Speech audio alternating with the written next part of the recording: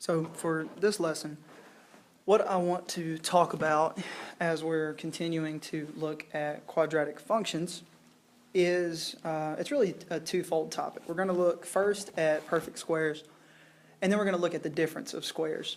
So perfect squares are going to be things that you are used to seeing, you've seen before, and they should look pretty familiar. And as long as you know your basic multiplication tables, it's really not a very difficult concept to grasp.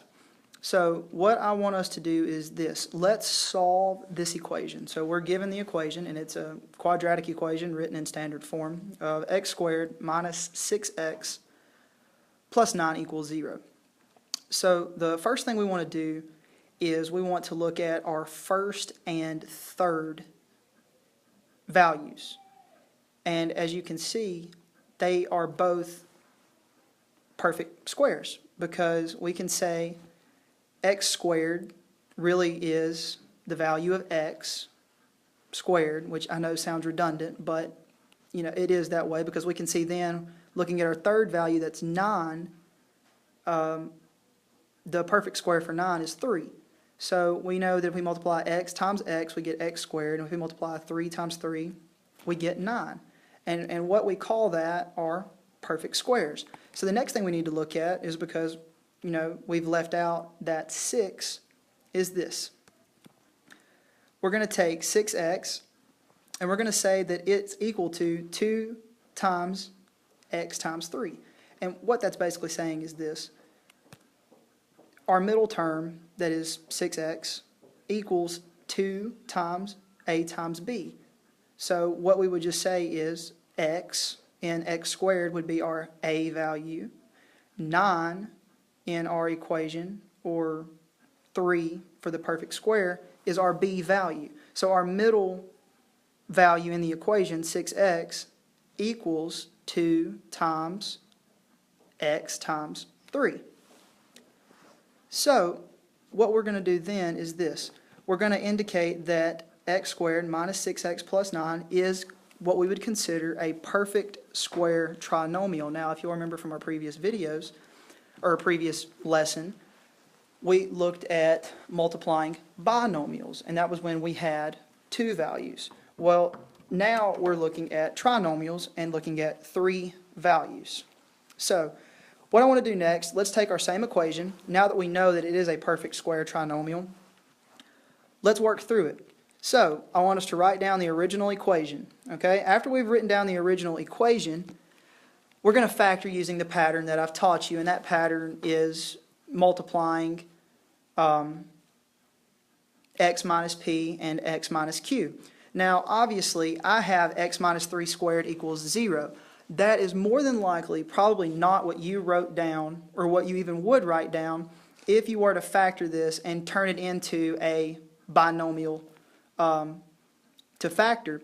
But I'm willing to bet if you were to factor our original equation, which is x squared plus 6x plus 9, it would probably look something like that bottom equation.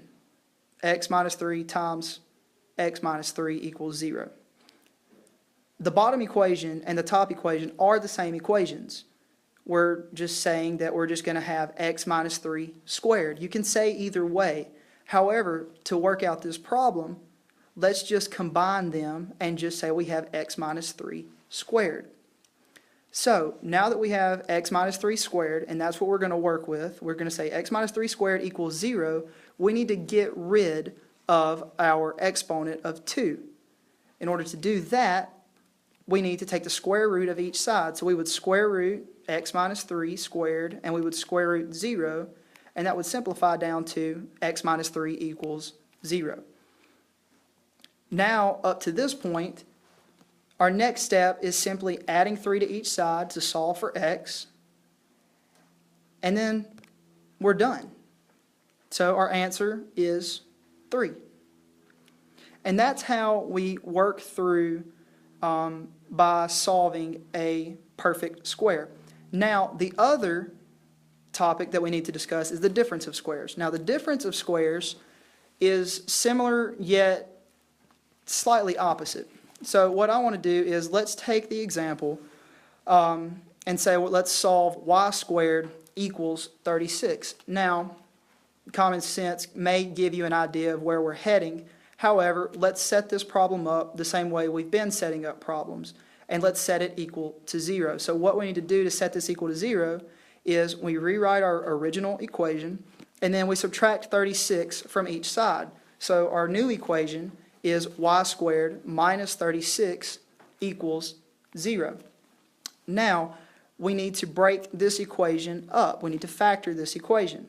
So, when we go to factor, we're going to write that in the form a squared minus b squared. So, our a, which in this case is y squared, is already written in the form that we need it. However, our b is 36. We need to come up with a number or find out what number can be squared to equal 36. In this case, our number is 6. So now we have it written in the form y squared minus 6 squared. Make sure to notice that the negative is not with the 6. It's very important to note that, because obviously if we had a negative 6 squared, that would be positive 36. So the minus sign stays in the equation, and we don't pay attention to that when we are finding what our b value is. So now that we have it written in the form of a squared minus b squared, and it's now y squared minus 6 squared equals 0, the next step we're going to do is we're just going to factor the difference of squares. So the difference of squares, and the way you factor that is we just create a problem that will say what the previous equation, which is a squared minus b squared, is.